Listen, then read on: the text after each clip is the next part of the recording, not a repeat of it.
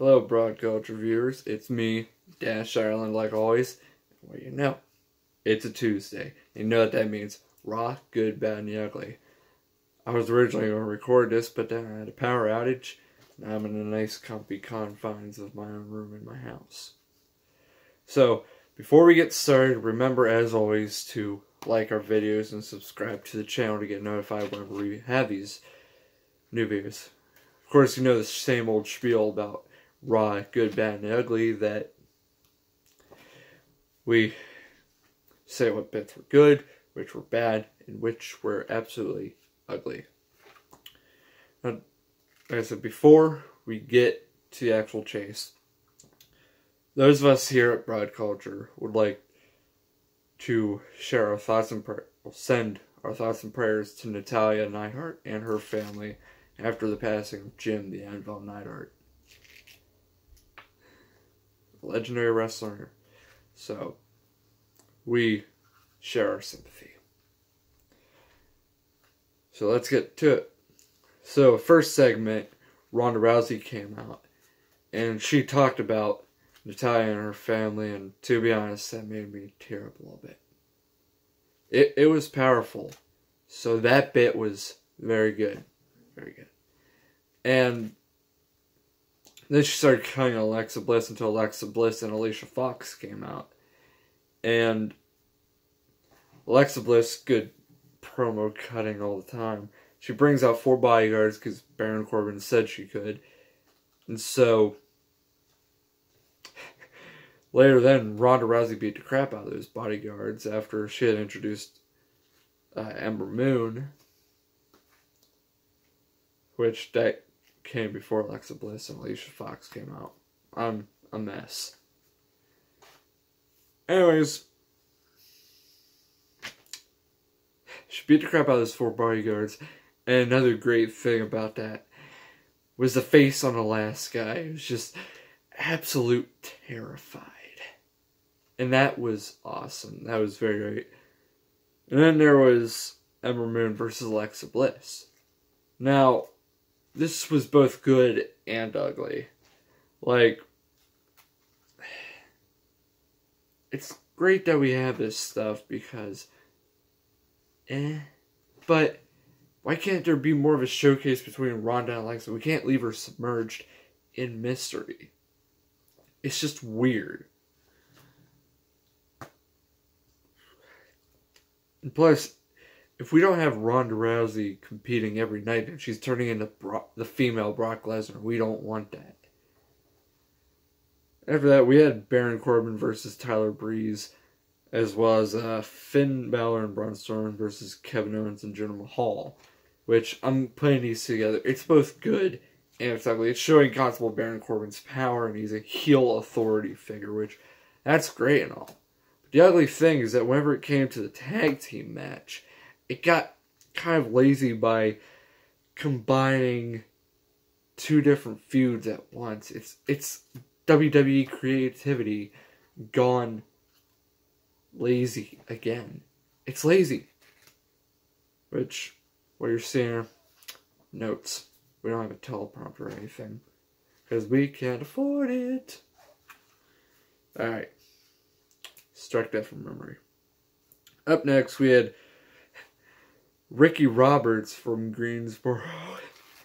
They're in Greensboro. He came out. It's basically the country music version of Elias.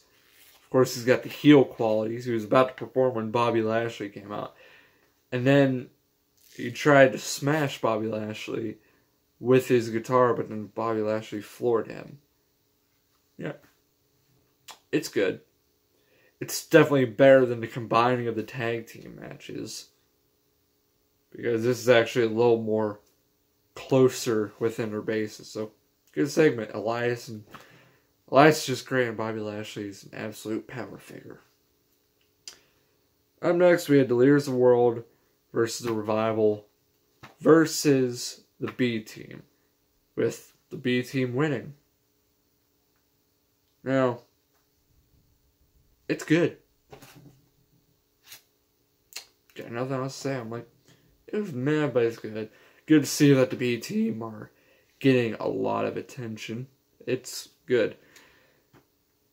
We also had a segment between Roman Reigns and Paul Heyman, which Paul Heyman was talking about wanting to become a Roman Reigns guy, but Roman was very hesitant because he's like, nah.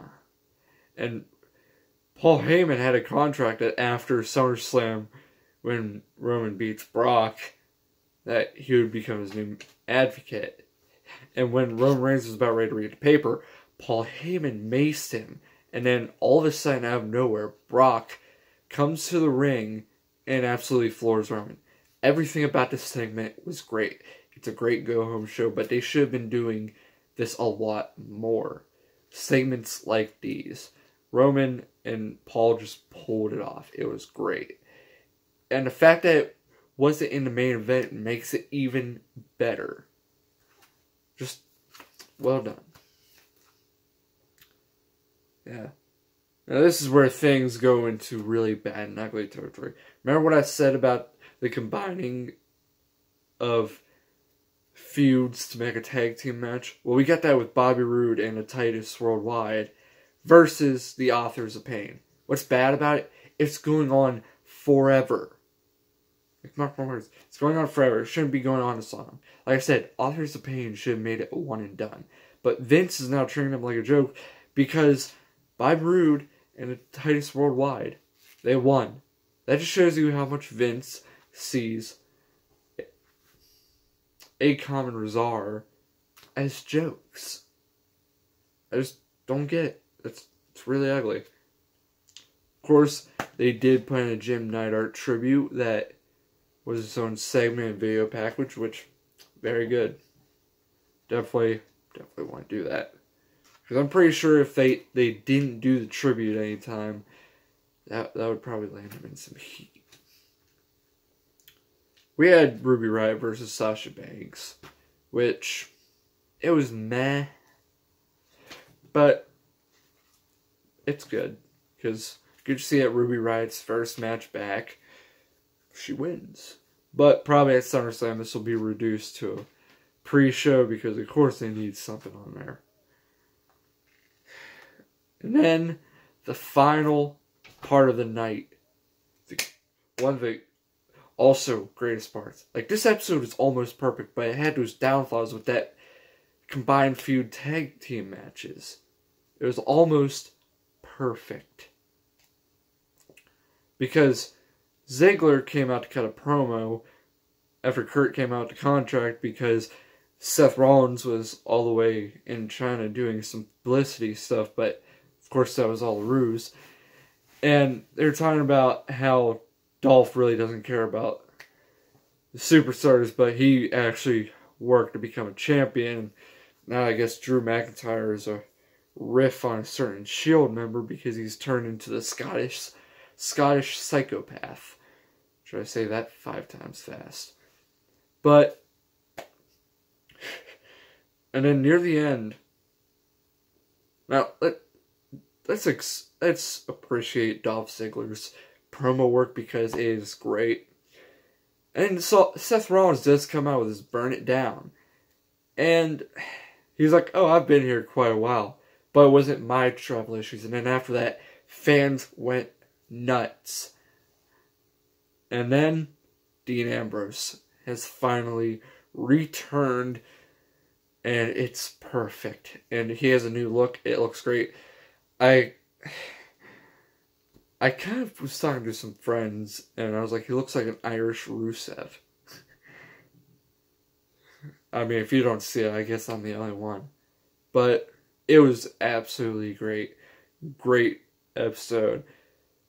There were some spots that were worked out, but I definitely do think it's one of the better episodes I've seen in months. So, that's it for JBU here. I'm Dash Island, your host on Broad Culture. We'll see you soon.